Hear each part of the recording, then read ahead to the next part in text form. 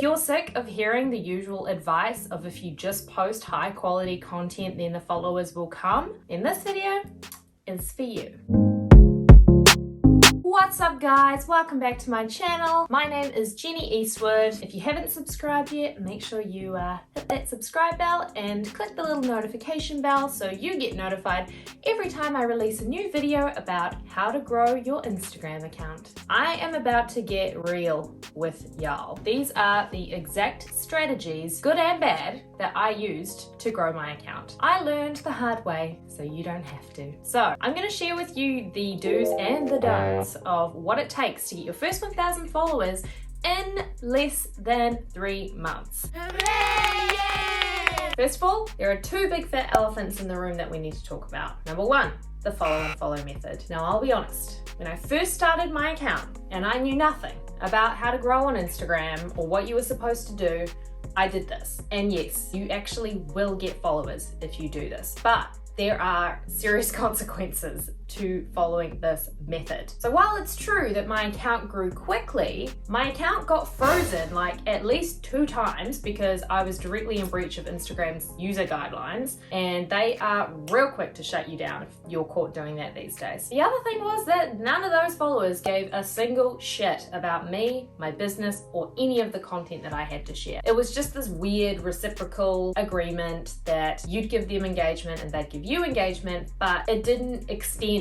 beyond the follow. And that is really, really bad for the algorithm. If you've got all these dead followers who aren't interested in anything that you're posting, that tells Instagram that you're posting crap that no one cares about, and it drags your whole account down. None of them are your ideal follower anyway. At the end of the day, if you're using Instagram to grow your business, what is the point if none of the people who you are engaging with have any chance of taking interest in what it is that you have to offer? If you're purely in this for vanity metrics, then sure, knock yourself out. But if you want genuinely engaged people who you can build relationships with, who you know will be loyal to everything that you post, then this is a huge waste of time. The second elephant in the room, buying followers. For all of the same reasons that I just mentioned before, this is also a bad idea. And if you take just like one thing away from this video, it's please do not do that. Most of these sites are straight up scams anyway. They'll take your money and then you'll never hear from them again. Trust me, because I looked into it. When I first started my account and I had no idea what the hell I was doing, I researched buying followers. I read about it, I looked at reviews, and everyone says that they either do get their followers and they're all bots, or they just take your money and run. So either way, it's bad. Like I said before, it drags your whole account down in the algorithm because these are not highly engaged people. They are not your ideal follower. And also, people can tell when you do this. Like, you know, when you see a huge influencer that has like 300,000 followers, but they only get like 100 likes per post? It's not cute, and people can tell, and it just looks shady and desperate. Alright, before we carry on, I'm curious to know, what is the worst piece of Instagram advice you have ever heard? I would really like to know, so comment below and tell me what the single worst piece of Instagram growth advice you've ever heard was. So, now you know what not to do, let's talk about what you should do. The first thing that you need to know about Instagram is that Instagram is a long game. There are no overnight successes in this world. That is very, very, very rare. Even if you have a reel that goes viral, the chances of you waking up to 1,000 new subscribers is incredibly rare and unusual. Expect it to take time. Every single post you make, every single interaction you have, every single like, comment, direct message you engage with your followers as well, is a little seed that you are sowing now that you will reap later. The key to success on Instagram is putting your followers first. That means making sure that you're creating content and engaging with them in a way that is valuable and meaningful for them. You have to make them give a shit about you. There are so many people using Instagram and social media. Why should they care about you? You have to make sure there is something in it for them. So what the heck should you post then? Well, I covered off how to find unlimited content ideas in this video here, so make sure you go check that out if you're short on finding post topics. But in a nutshell, just post cool stuff.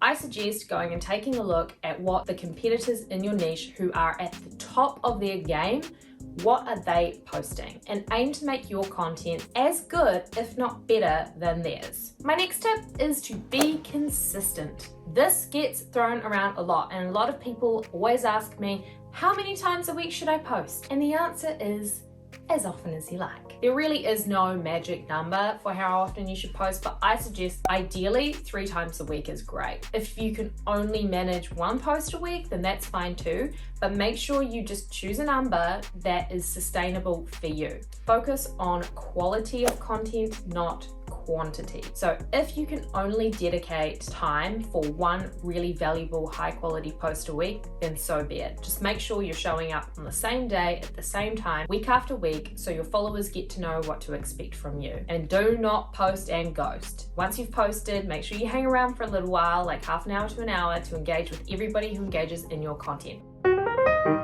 That being said, Instagram themselves came out with a recommended posting schedule for maximum growth. And it's crazy, you guys. I'm not joking. I don't know how any normal functioning human being could possibly post like this all the time and not burn out.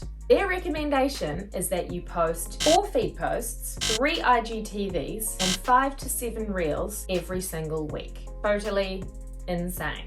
However, I am actually currently testing this. I've decided to do a challenge over on my Instagram account, you can check it out here, where I am posting according to Instagram's guidelines for a full 30 days. And then I'm going to report back to you here on YouTube to share with you my findings and let you know whether it actually moves the needle or whether it's just a big joke, and how sustainable it was to post like that. Now, one of the most important things to do is to actually talk to your audience. Start actually building friendships with your followers. Some of my now closest friends started from Instagram. When you build relationships with your followers and actually talk to them, not only are they way more likely to stick around, but they will be your most loyal followers. It also opens up collaboration opportunities. So speaking of collaboration opportunities, I want to talk about live streams. I know we all get a little bit nervous when we talk about live streams. Live streams still make me sweat, honestly. I've been doing this a while, and still when I go live, I get very, very nervous. But they are a huge opportunity to reach more people and push yourself to the front of the minds of your followers. The reason is that when you go live on Instagram, that is the only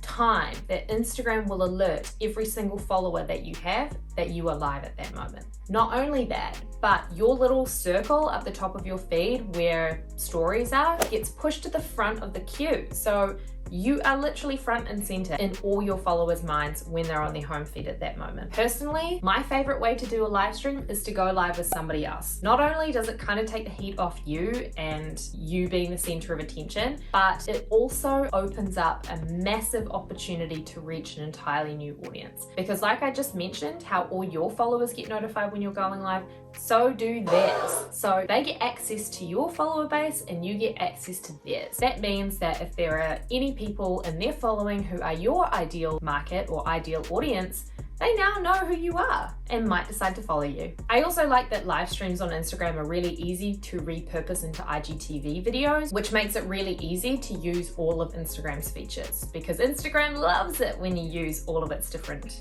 fancy little features. And finally, the last point I want to touch on is Instagram Reels. Obviously the hot topic of the moment, and currently reach is still pretty insane. It is not too late to jump on the Reels train. Every single reel you post, and if you post 1 reel a week, that's 52 opportunities to go viral. Any video you post could blow up. I have lots of friends who've had a video completely blow up for no particular rhyme or reason. But the more times you post, the more chances you have of getting more eyeballs on your content. The other reason I really like Reels is I personally find it a lot easier to create Instagram Reels than to create feed posts. I used to spend hours in Canva designing really intricate graphics for carousel posts. With Reels, it takes me like 12 seconds. I'm pretty scrappy about it. I'll just film one in one take and then that's the one I'll use. And then you've got content that performs better anyway and took you half the time. Not even half the time, a fraction of the time. So if you can only dedicate your time to one kind of post per week, I would really consider making that post a reel, because it's quick, it's easy, and they perform better. So there there you have it. Those are literally all the ways that I grew my account to the first 1,000 followers in the first 3 months. I swear that the first 1,000 is the hardest. It definitely gets easier from there. And once you hit 2,000, it's pretty much like a self-perpetuating machine. But if you still need more help in coming up with a brand and a strategy and even more ways to growth hack your follower account, make sure you download my free guide, 0 to 1,000 followers. I'll link it in the description box below. In it, you'll learn how to create the perfect brand, how to come up with a content strategy, and how to growth hack your follower account so your Instagram account is on fire. If you enjoyed this video, be sure to like, comment, and subscribe. And if you need help coming up with highly relevant content ideas that your followers will love, make sure you watch this video next. I'll see you in the next video.